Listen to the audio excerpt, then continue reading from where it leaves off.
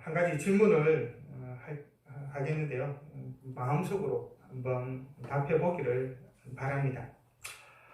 신앙심이 깊고 선하지만 가난한 자가 있습니다.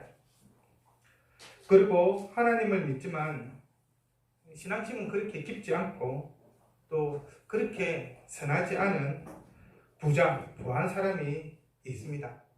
가난한 자와 잘 믿는 신앙이 좋은 가난한 자와 또 신앙이 그렇게 많아 보이지 않는 그런 부자 가운데 여러분은 누가 하나님의 복을 받을 것이다 또는 받았다라고 생각을 하십니까? 대부분의 사람들은 좀 근성으로 믿더라도 부한자가, 여기서 부한자라고 하는 것은 단순히 재물만을 많은 것이 아니라 소위 말하는 이 땅에서 잘 나가는 모든 사람들을 이야기하는 것이죠. 재물도 있고 건세도 있고 또 나름 건강한 가운데 편안하게 사는 모든 사람들을 대변을 합니다. 바로 그런 사람이 하나님의 복을 받았다라고 생각을 합니다. 반대로 가난한 자 또는 불행 가운데 있는 자는 불행이라고 하면은 몸이 약하거나 어떤 재물 같은 것이 없거나 또 힘이 없는 이런 모든 사람들을 이야기하는 것이죠. 바로 그런 자가 아무리 신실하다 할지라도 하나님을 열심히 믿는다 할지라도 그는 하나님의 복을 받은 것은 아니다 라고 생각을 합니다. 즉 우리는 그 내막을 알 수 없지만 부자가 된 것은 그가 나름대로 하나님을 잘 섬겼기 때문에 하나님께서 그에게 복을 주셨고, 또 반대로 어떤 사람이 그가 가난하게 되어 있거나 가난한 사람이 가난한 것, 불행한 사람이 그러한 재앙을 만난 것은 그도 모르고 우리도 모르지만은 어떤 죄가 있어서 그 죄 때문에 하나님께서 그에게 그러한 불행을 주시고 재앙을 내리신 것이다 라고 은연중에 생각을 하죠. 인과응보의 그러한 원리에 따라서 죄를 지은 사람은 벌을 받는 것이고 또 선을 행한 사람은 복을 받는다. 당연히 그렇게 생각을 합니다. 그러면 과연 하나님을 신실하게 믿고 선하지만 가난한 자는 하나님의 복을 받지 못한 것일까요? 그리고 반대로 하나님을 믿지만 신실하지 않은, 그리고 그렇게 선한 삶을 살지 않는 부자는 정말로 하나님의 복을 받았다라고 말할 수 있을까요? 적어도 성경은 부자가 하나님의 복을 받았고 또 당연히 하나님의 나라를 소유하였다고 그렇게 단정하지는 않습니다. 분명하게 하나님을 잘 섬기면 부하게 해주겠다라고 그렇게 약속은 하고 계시지만 부자다라고 해서 그 하나님을 잘 섬겼다, 하나님의 복을 받은 자다라고 단정적으로 말하지 않는다는 것입니다. 이게 전후관계를 잘 따져봐야 합니다. 그리고 반대로 가난하다고 해서 어떤 불행을 만났다고 해서 그가 하나님의 복을 받지 못한 것이 아니다라고 그렇게 또 단정적으로 말하지도 않습니다. 그것을 잘 보여주는 비유가 바로 부자와 나사로 비유입니다. 오늘 우리가 읽었던 본문이죠.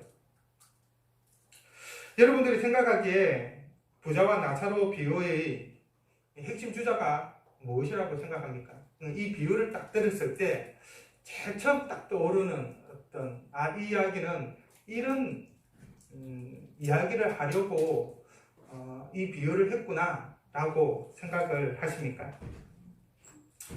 이 비유에 대한 일반적인 해석은 다음과 같습니다.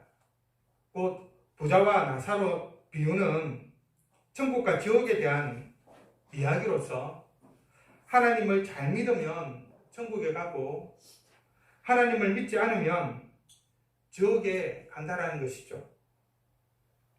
그리고 이런 이유로 부자와 나사로 비유는 주로 전도설교에 많이 다루어 이루어지는 본문입니다.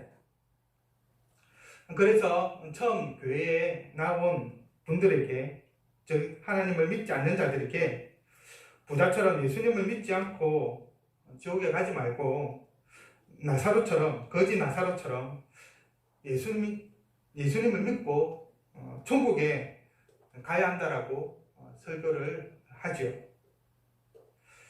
물론 이런 측면이 없는 것은 아닙니다.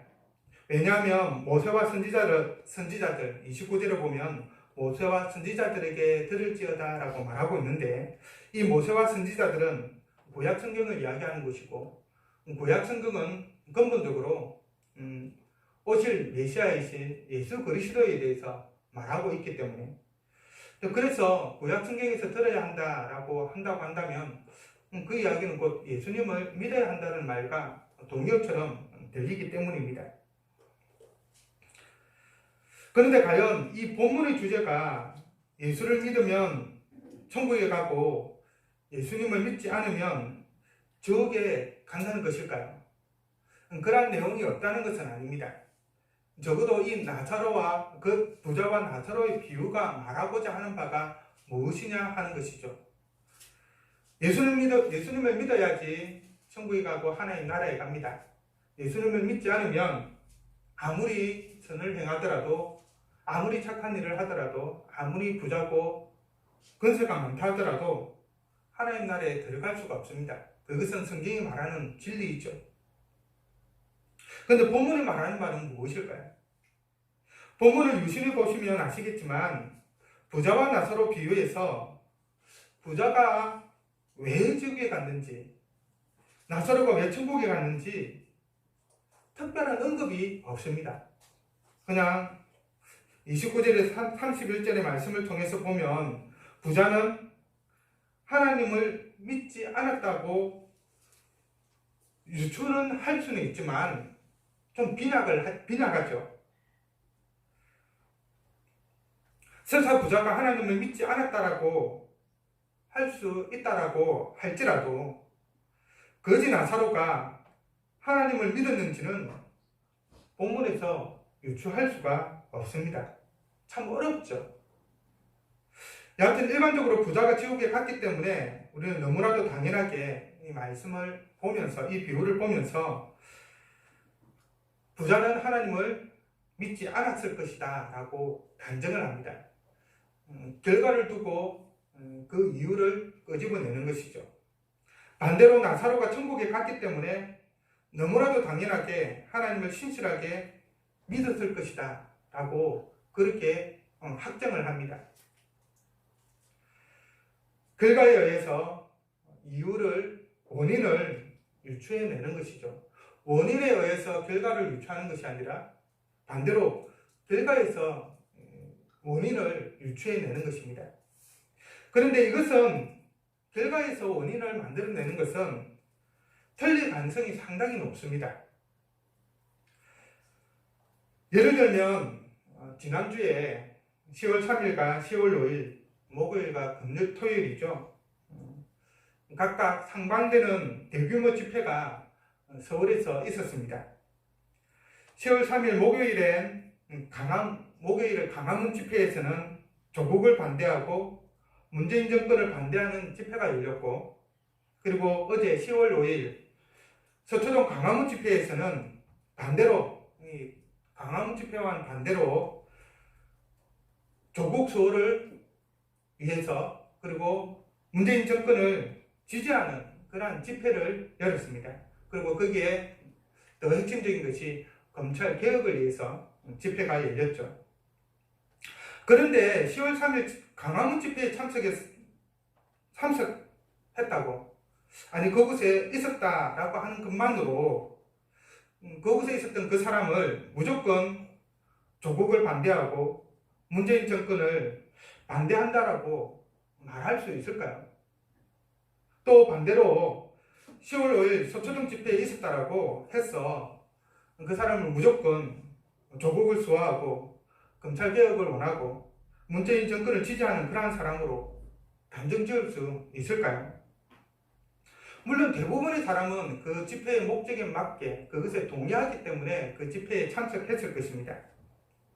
그런데 문제는 그 집회에 참석한 사람들 가운데에 그 목적에 찬성하지 않는 사람들도 있다라는 것이죠. 그냥 지나가다가 구경하는 사람들도 있을 수 있을 것이고, 또 기자의 직분에 충실하여서 그것을 취재하기 위해서 그곳에 있을 수도 있을 것입니다. 또 어떤 사람은 유튜브에 방송을 하기 위해서, 찬성이든 반대든 유튜브에 반영하기 위해서 참석하는 사람도 있을 것이고, 또 장사 때문에 여러 가지 많은 사람들 모이니까 뭐 물건을 팔거나 물을 팔거나 뭐 여러 가지 기타 그곳에 필요한 것들을 팔 목적으로 그곳에 있는 사람도 있을 것입니다. 그래서 그곳에 있다는 그 이유 하나만으로 찬성한다, 반대한다라고 단정 지을 수는 없는 것이죠. 이것이 이제 결과에서 원인을 찾을 때 생기는 문제라고 할 수 있습니다. 그런 점에서 바로 부자와 나사로의 비유도 마찬가지입니다. 단순히 결과만을 가지고 그들이 하나님을 믿었는지 믿지 않았는지 판단할 수는 없는 것이죠. 그럴 수도 있고 그렇지 않을 수도 있는 것입니다. 더욱이 본문에서 예수님은 나사로는 차지하더라도 부자를 분명하게 유대인으로 상정을 하고 있습니다. 부자가 유대인이다라고 하는 이유는 어디서 알 수 있을까요? 24절에 보면 부자는 아브라함을 두고 아버지 아브라함이다라고 부르고 있죠. 자기 조상의 아브라함으로 부르고 있습니다. 유대인이라는 것이죠. 유대인이 아니라고 한다면 적어도 개종한 이방인이라고 하는 것을 알 수가 있습니다. 그런 점에서 보면 그는 어렸을 때부터 적어도 하나님을 유대인으로 개종했을 때부터 또는 유대인이라고 한다면 어렸을 때부터 율법의 말씀을 지속적으로 들었겠죠. 하나님에 대해서 알았습니다. 하나님을 믿었다라고 말할 수 있습니다. 그래서 29절에서 아브라함은 부자의 부탁에 대해서 물 한 모금만 찍어달라는 그 부탁에 대해 그들에게 모세와 그 자녀들을 위해서, 남아있는 형제들을 위해서 나사로를 좀 내려보내달라고 하는 그 부탁에 대해서 그들에게 모세와 선지자들이 있으니 그들에게 들을지니라 라고 말하고 있는 것이죠. 이미 유대인들이기 때문에 그 형제들 역시 율법의 말씀, 하나님의 말씀을 듣고 구원에 대해서 충분히 이해할 수 있다는 것입니다. 또 다른 한편 부자가 지옥에 간 것은 그가 가진 재물로 그의 집 대문에 구걸하는 나사로를 돌아보지 않았기 때문이라고 이야기하는 경우가 있습니다. 즉 율법에서 명하고 있는 가난한 자를 돌아보라고 하는 그 명령을 따르지 않고 자기를 위해 날마다 잔치를 벌이며 즐겼기 때문에 지옥에 갔다라는 것이죠. 구약 성경에서 부자로서의 그 의무를 행해야 될 것이 있는데 그것을 행하지 않고 자기 자신을 위해서 즐기는 데만 사용했다라는 것입니다. 그래서 19절에 보면 자색옷과 고운 베옷을 입고 날마다 호화롭게 즐기더라 라고 되어 있죠. 가난한 사람들이 밖에서 죽어가고 있는데 자기 혼자서만, 그리고 자기 주위에 있는 사람들만 불러서 즐겼다라는 것입니다. 그래서 지옥에 갔다라고 말하는 것이죠. 그런데 이 논리를 받아들인다면 믿음으로 말미암는 구원이 아니라 선행에 의한 구원을 말하는 오류에 빠지게 됩니다. 하나님을 믿는 것이 믿음이 구원의 제일 우선순위가 아니라 행위가 믿음이 앞서게 된다는 것이죠. 이런 교리적인 측면을 떠나서도 만약 부자가 가난한 자를 돌아보지 않는 것 때문에 지옥에 갔다고 한다면 우리 중에 천국에 갈 사람이 과연 얼마나 될까요? 이 가난과 부하다라고 하는 것은 상대적인 개념이잖아요. 내가 가난하지만 나보다 더 가난한 사람이 있을 수 있죠. 나는 전세에 살지만 누구는 월세에 사는 사람이 있을 수 있습니다. 나는 15평 아파트에 살지만은 어떤 사람은 단칸방에 사는 사람이 있는 거죠. 가난하다 부하다라고 하는 것은 일단 절대 기준은 딱히 없는 것이죠. 그 사람이 어떤 마음을 가지고 살아가느냐에 따라 자기는 부한 사람이 될 수도 있고 가난한 사람이 될 수가 있는 것입니다. 10억을 가진 사람도 100억을 가진 사람 앞에서는 자기가 가난해 보이겠죠. 그랜저를 몰고 다니는 사람도 벤츠를 몰고 다니는 사람 앞에서는 자기 자신은 초라해 보이겠죠. 그게 이제 상대적인 개념이라니까. 그런 측면에서 보면 과연 우리 중에 천국에 갈 사람이 누가 있을까요? 우리 주위에는 노숙자와 고아와 장애우들과 소녀소녀 가장과 실업자와 비정규직과 철거민들과 기타 등등 사회적 약자와 가난한 자를 돌아보지 않는 자가 다 모두 지옥에 간다는 그런 말과 다를 바 없게 되기 때문에 심각한 문제가 발생하는 것이죠. 더불어 부자가 지옥에 간 것이 거지 나사로를 돌보지 않았기 때문이라고. 그런 의미에서 부자가 율법의 말씀에 따라서 가난한 자를 돌아보지 않았다. 근데 그게 좀 더 나간 것 싶어서 그러면 이 거지 나사로가 이 부자의 대문 앞에 있었는데 대문 앞에 있는 이 거지 나사로조차도 돌아보지 않았기 때문에 부자가 지옥에 갔다라고 이야기를 합니다. 그런데 이것을 또 반대로 돌이켜 본다고 한다면 나사로가 천국에 간 이유를 설명하기가 상당히 어렵게 되는 것이죠. 마지막으로 25절을 근거로 하여서 부자가 지옥에 간 이유와 거지 나사로가 천국에 간 이유를 설명하기도 합니다. 그런데 이 또한 충분하지는 않습니다. 25절의 말씀을 한번 보십시오.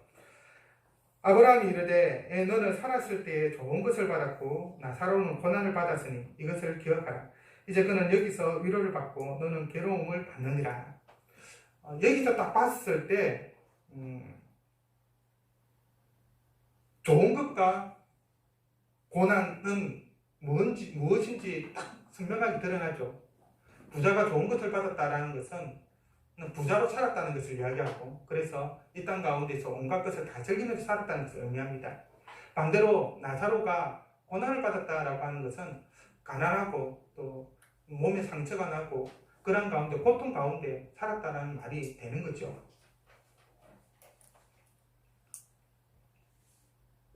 그런데 여기서도 하나님을 믿는 신앙의 여부는 전혀 알 수가 없습니다. 왜 부자가 그런 삶을 살았는지, 또 나사로가 왜 그런 삶을 살았는지 그 이유가 나타나지 않는 것입니다. 단지 부자는 살았을 때 부자로 살았기 때문에 지금 지옥에서 괴로운 가운데 있고, 나사로는 살았을 때 고난을 받았기 때문에 지금 천국에서 위로를 받고 있다라고 그렇게 말하고 있을 뿐입니다. 그래서 25절 근거로 부자가 지옥에 가고 나사로가 천국에 간 이유를 설명한다고 한다면, 오히려 부자는 부자이기 때문에 지옥에 갔고 가난한 자는 가난하기 때문에 모두 천국에 가는 이상한 일이 발생하게 되는 거죠. 부자와 나사로 비유를 통해 예수님을 믿으면 천국에 가고 예수님을 믿지 않으면 지옥에 간다라고 주장한다고 한다면, 예수님께서 이 비유를 말씀하신 의도에서 벗어난 것이라 생각합니다. 이것이 잘못된 것은 아닌데 불구하고 이 본문을 가지고 그렇게만 이야기하는 것은 좀 아니다라는 것이죠. 그러면 부자와 거짓 나사로의 비유의 주제는 무엇일까요? 본 비유는 당시 부자는 하나님께서 복을 주셔서 부자가 된 것이기 때문에 부자는 당연히 천국에 간다라고 하는 그러한 생각을 바로잡는 데 있습니다. 다른 의미로 말하면 부자라고 다 하나님의 복을 받은 것도 아니고 그제같이 가난한 자라고 하나님의 저주를 받은 것도 아니라는 것을 보여주는데 이 핵심이 있는 것이죠. 그리고 궁극적으로 하나님과 재물을 겸하여 섬기는 자는 결코 하나님 나라에 들어갈 수 없다는 것이 본 비유의 주제입니다. 하나님을 믿는 자, 또 그런 의미에서 구약 성경에서 말하는 바를 따라 행하는 자, 예수 그리스도를 믿는 자, 그들은 어떻게 행해야 되는가? 그것을 잘 보여주고 있는 것입니다. 재물과 하나님을 겸하여 섬기는 자는 결코 하나님을 섬기는 자라고 말할 수 없기 때문인 것이죠. 이러한 사실을 잘 이해하기 위해서는 앞문맥을 조금 살펴볼 필요가 있는데요. 이 부자와 나사로 비유만 보아서는 그 본문이 정말 의미하는 것이 무엇인지 정확하게 파악하기가 힘듭니다. 그래서 이 자체만 보면 천국과 지옥이 나오고 부자는 지옥에 가고 나사로는 천국에 갔으니까 당연하게 하나님을 믿으면 천국에 가고 하나님을 믿지 않으면 지옥에 갑니다. 그러니 하나님을 믿고 함께 천국에 갔습니다. 라고 설교를 하는 것이죠. 16장 13절의 말씀에 보면 이렇게 기록되어 있습니다. 너희는 하나님과 재물을 겸하여 섬길 수 없느니라 라고 선언을 하죠. 이 말씀을 한 배경은 불의한 청지기 비유에 대한 예수님의 결론적 적용의 말씀입니다. 1절부터 나와 있는 불의한 청지기에 대한 그 비유의 결론으로서 하나님과 재물을 겸하여 섬길 수 없다라고 예수님이 말씀하시는 것이죠. 재물은 헬라어로 하면 마모나입니다. 이것은 구약에 나타나는 모압의 신인 맘몬과 그 어원이 같은데요. 재물은 언제나 하나님을 대신할 수가 있습니다. 신과 같은 그런 지위를 차지하는 것이죠. 예수님은 그런 점에서 하나님과 재물, 단순히 돈을 이야기하는 것이 아니라 다른 신들을 이야기하는 것입니다. 그것을 가장 대표적인 것이 돈으로 이야기하고 있는 것이죠. 그것을 겸하여 숨길 수 없다라고 분명히 우리에게 말씀하고 있습니다. 자본주의 사회에서 돈이 최고죠. 모든 사람들이 돈을 벌기 위해서 열심히 내고 있는데 하나님과 돈 가운데에서 우리가 숨기고 있는 것이 무엇인지를 한번 생각해 보아야 하는 것이죠. 여하튼 이러한 예수님의 말씀에 대한 바리새인들의 반응을 기록하고 있는 것이 14절입니다. 예수님은 하나님과 돈을 겸하여 숨길 수 없다 이렇게 말씀을 하시고 이에 대해서 이 말씀을 하시고 난 이후에 바리새인들이 다음과 같이 말하고 있습니다. 14절을 한번 보십시오.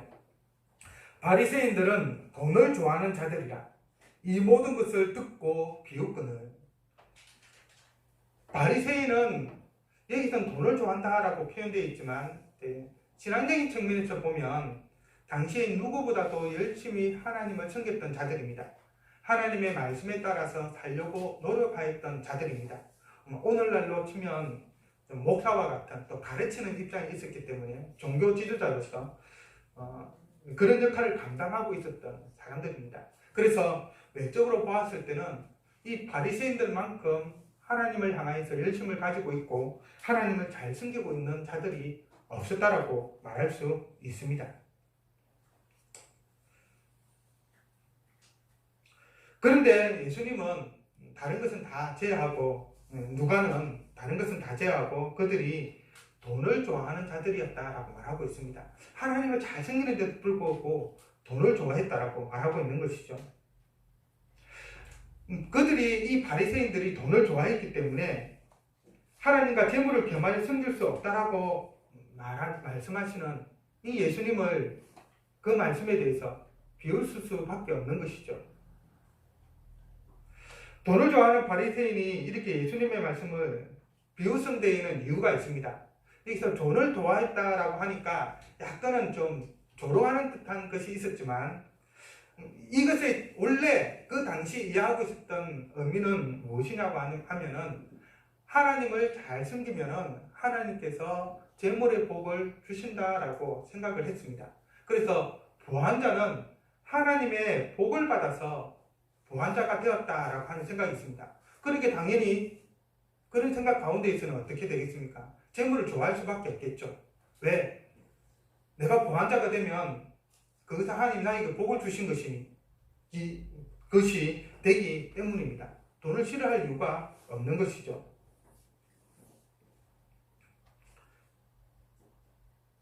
그리고 그것은 현재 하나님을 잘 섬기고 있는 증거로서 제시가 되었습니다. 내가 부자인 것은 내가 하나님을 잘 섬겼기 때문에 하나님께서 그에 대해서 복을 주신 것이다 라고 하는 결론이 나오는 것이죠. 그래서 돈을 좋아했고 부자가 되려고 했던 것입니다. 그러므로 당연히 그들은 이 바리새인들뿐만 아니라 모든 부자들은, 그리고 가난한 자들 역시 그렇게 생각했습니다. 내가 가난한 것은 하나님 앞에 죄를 지었고 어떤 죄가 있기 때문에 내가 이렇게 하나님의 저주를 받아서 가난한 것이야, 그런 생각을 가지고 있었습니다. 그래서 당시의 모든 그 시대의 분위기는 부자는 아브라함의 자손이고 하나님의 백성으로서 당연히 천국에 들어간다라고 어느 누구도 의심하지 않았습니다. 그래서 바리새인들은 재물이 하나님이 주신 복으로 이해했기 때문에 이 재물과 하나님을 겸하여 섬길 수 없다라고 하는 이 예수님의 말씀을 비웃었던 것이죠. 이 재물은 하나님을 잘 섬긴 결과인데 예수님은 그 반대로 이야기하고 있기 때문입니다.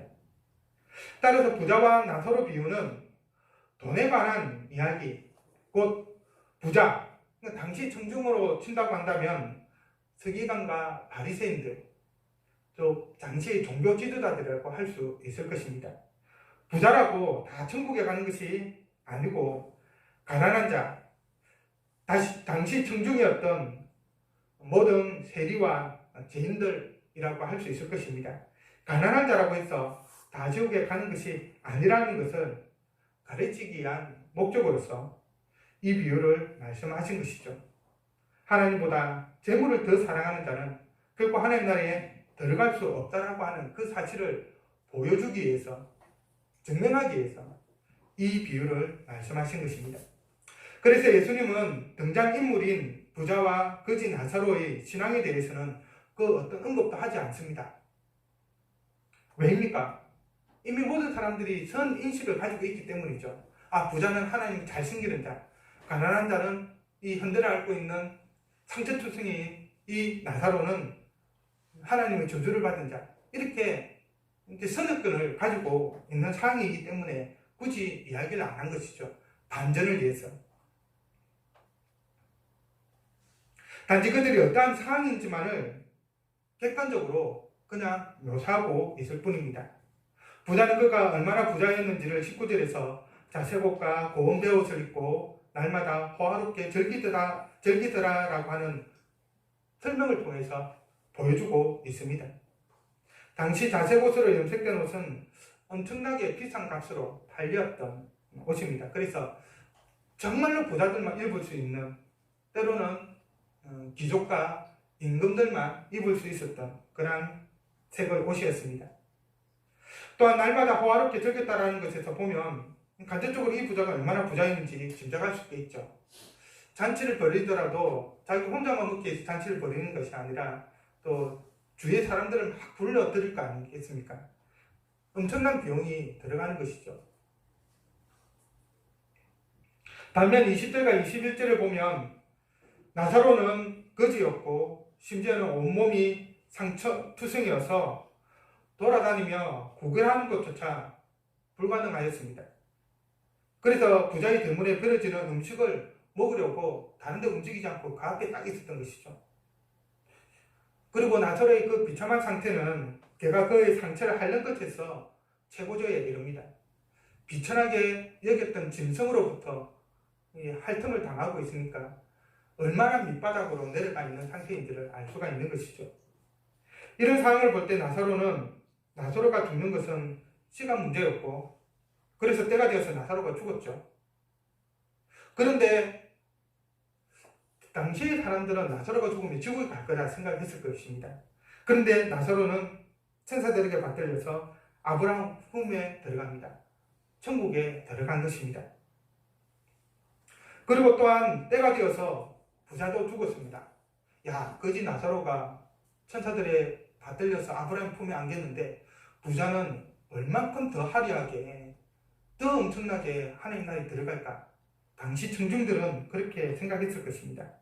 그런데 아이러니하게도 부자는 고통 중에 지옥에 있습니다. 거지 나사로는 천국에 가고 부자는 지옥에 갔다는 사실에 아마 당시 청중들은 상당한 충격을 받았을 것입니다.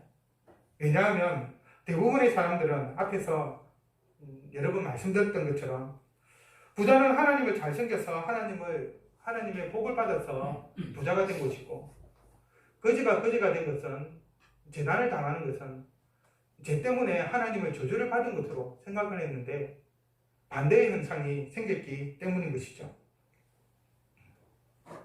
부자는 틀림없이 아브라함의 품에 안겨 있을 것이고, 나사로는 지옥에 가 있을 것이라고 생각을 했는데 그 반대로 말하고 있었기 때문입니다. 이후 아브라함과 부자의 대화는 간접적으로 지옥이 어떤 곳인가를 우리에게 보여주고 있죠.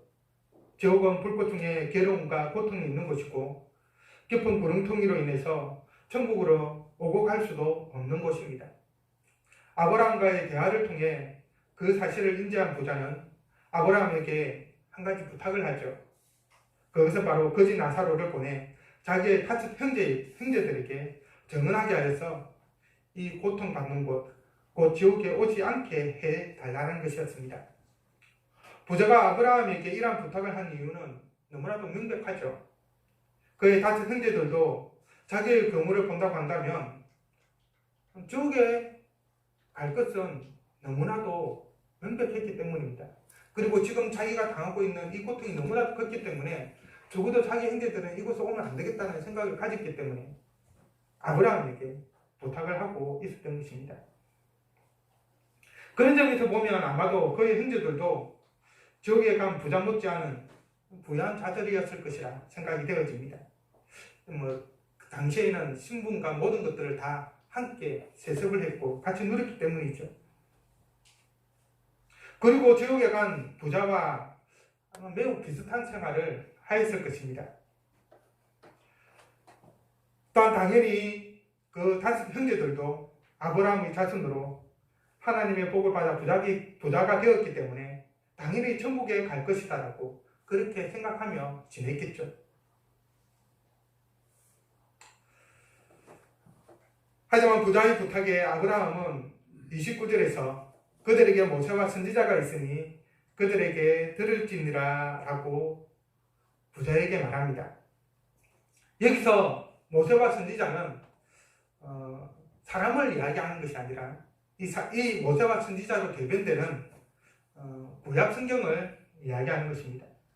즉 구약 성경을 통해서 그들에게 구원의 길을 이미 제시해 주었기 때문에 그 구약 성경에서 배우면 된다라는 것이죠. 율법을 통하여서 이미 너희들에게 구원의 길을 제시해 주었다라는 것입니다. 구약 성경이 제시하는 구원은 하나님만을 섬기는 것입니다. 하지만 부자는 자신의 경험에 비추어 자신이 구약 성경의 내용을 몰라서 지옥에 온 것이 아니었기 때문에 죽은 자가 살아나 그들에게 증거하며 그의 다섯 형제들이 회개할 것이라고 말합니다. 하지만 아브라함은 아주 단호하게 말하죠. 모세와 선지자들에게 듣지 아니하면 비록 죽은 자 가운데서 살아나는 자가 있을지라도 근함을 받지 아니하리라. 하나님의 말씀을 듣고도 순종하지 않는 자는 죽은 자가 살아나 진리를 전한다 하더라도 그의 말을 듣지 않는다는 것입니다. 성경에 있는 이 말씀을 통하여서 믿지 않는다고 한다면 설사 죽었다 살아나는 그런 기적을 보인다 하더라도 믿지 않는다는 것이죠. 실제로 바리새인들은 죽은 자 가운데에서 살아난 나사로를, 이 거지 나사로 말고 요한복음에 나타나는 마르다와 마리아의 오빠였던 나사로가 살아났음에도 불구하고 예수님을 믿지 않았죠. 또 부활하신 예수님도 믿지 않았습니다. 끝까지 반대를 했죠. 그러면 모세와 선지자들로부터 들어야 하는 것은 무엇일까요? 그것은 바로 하나님만을 숨기고 하나님의 말씀에 순종해야 한다는 것입니다. 구약 성경은 부자는 하나님의 복을 받았고 무조건 천국에 가며 가난한 자는 하나님의 저주를 받았고 또 지옥에 간다라고 그렇게 말하지 않습니다. 반대도 아니고 단지 하나님을 섬기는 자, 하나님을 잘 예배하는 자, 하나님을 경외한 자는 하나님의 복을 받고 하나님 나라에 가지만 하나님을 경외하지 않고 하나님을 믿지 않는 자는 하나님의 저주를 받고 지옥에 간다라고 말하고 있을 뿐입니다. 그리고 이 구약 성경은 우리를 구원할 자로서 예수님에 대해서 예언을 하고 있죠. 그런 의미에서 보면 구약 성경에서 예언한 예수님을 믿는 자가 천국에 가는 것입니다. 하나님의 말씀에 순종하는 자가 천국에 가는 것이죠. 단지 형식적으로 하나님을 믿는다라고 해서 가는 것은 아니라는 말입니다. 하나님에 대한 참된 믿음이 바로 천국과 지옥을 결정하는 것입니다. 잘못된 신앙을 가지고 있어서는 안 되는 것이죠. 말씀을 맺겠습니다. 본문은 하나님을 믿지 않는 자는 지옥에 가고 하나님을 믿는 자는 천국에 간다는 것을 말하는 그런 목적으로 그것이 첫째 목적이 되어서 이 비유를 하고 있는 것은 아닙니다. 1차적인 것은 하나님을 믿는다 하지만 하나님을 믿지 않고 다른 것을 믿는 자가 있으며 그는 사람이 보기에 아무리 하나님을 잘 섬기는 것처럼 보인다 할지라도 하나님을 섬기지 않고 다른 우상을 섬기고 있기 때문에 그가 죽으면 지옥에 간다라는 것을 말해주고 있습니다. 부자와 나사로 비유는 예수님을 믿지 않는 자들을 향하여서 예수를 믿어야 한다는 것을 1차적으로 말하고 있는 것이 아니라 그거는 2차적인 것이죠. 그것이 1차적인 것이 아니라 소위 믿는다고 하지만 하나님을 믿는다고 하지만 또 예수님을 믿는다고 하지만 제대로 믿고 있지 않은 하나님이 아닌 예수님이 아닌 다른 것을 믿고 있는 자들을 향하여서 너희가 정말로 참으로 예수님을 믿고 있느냐 그렇게 말씀하는 본문이라고 말할 수 있습니다. 즉 우리는 예수님을 믿기 때문에 당연히 천국에 간다라고 생각을 합니다. 과연 그러할까요? 아닐 수도 있다는 거죠. 정말로 제대로 예수님을 믿고 있는지 한번 돌아보라는 말씀으로 적용할 수 있을 것입니다. 교회에 출석하고 있다는 이유만으로 천국에 갈 수 있다라고 생각하지 마십시오. 부유한 것은 하나님이 복을 주신 것이고 가난한 것은 하나님께 번제했기 때문이라고 생각하지 마십시오. 오래 믿었기 때문에 당연히 천국에 간다라고 또 반대로 나는 믿은 지 얼마 안 됐기 때문에 내일 죽으면 또는 조금 이따 죽으면 아마 지옥에 갈 거야. 그렇게 생각하지도 마십시오. 그것이 천국과 지옥을 결정하지 않습니다. 영성이 뛰어나다고 해서 꼬박꼬박 교회에 출석한다고 해서 교회에 봉사를 많이 하고 여러 가지 일들을 많이 한다고 해서 그것이 우리의 구원을 확보하지 않습니다. 하나님을 제대로 믿을 때, 예수 그리스도를 제대로 믿을 때 바로 그것이 그 믿음이 우리를 천국으로 인도합니다. 그러나 그 믿음이 없다고 한다면 다른 사람 보기에 아무리 열심히 있다 하더라도 지옥에 갈 수밖에 없는 것이죠. 여러분은 참으로 하나님을 믿고 예수님을 믿고 그 예수님을 따르고 있습니까? 혹시 재물이 여러분들의 신은 아닙니까? 그것을 숭상하고 그것이 우리의 삶에 있어서 제일 중요한 것이 아닙니까?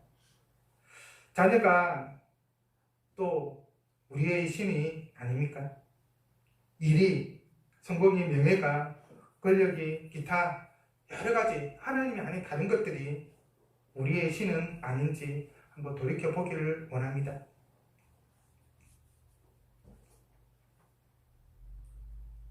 세상에 있는 것들이 우리의 행동을 결정짓는 요인이 아니라 하나님만을 섬기는 자로서 하나님이 하나님을 향한 그 믿음이 우리의 행동을 결정짓는 요인이 되기를 바랍니다. 만약 우리가 하나님을 섬긴다고 하면서도 제물로 대변되는 세상의 다른 어떤 것을 겸하여 섬기고 있다고 한다면 본비유에 나온 부자와 같이 죽어서 지옥에 갈 수밖에 없겠죠. 그러나 참으로 다른 아무것도 없다 할지라도 하나님만을 섬기면서 하나님을 위해 충성되게 살아간다고 한다면 거지 나사로처럼 하나님 나라에 들어가게 될 것입니다. 이러한 참된 믿음이 있음으로 인하여서 하나님 나라에 들어가는 성도 여러분들이 되기를 간절히 바랍니다. 우상을 섬기는 자들이 아니라 하나님만을 섬기는 우리 모두가 되기를 간절히 바랍니다.